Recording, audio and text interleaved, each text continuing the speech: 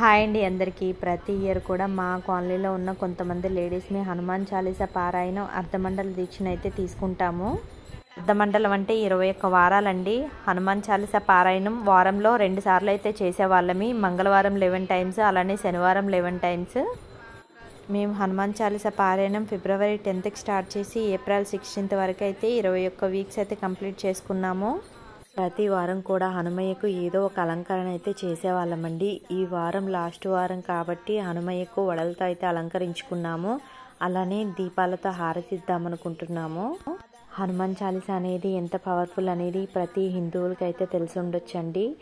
మనం ప్రతిరోజు మన ఇంట్లో పఠించడం వల్ల మనకి చాలా మంచి జరుగుతుంది. అలానే దుష్ట శక్తుల నుంచి కాపాడుతుందని ఒక నమ్మకం అయితే ఉంది కదండి మనకి. ఆ హనుమయ్య దీవెనల వల్ల ఈ సంవత్సరం ఎటువంటి అడ్డంకులు లేకుండా అర్ధమండల దీక్షను అయితే పూర్తి చేయగలిగాము.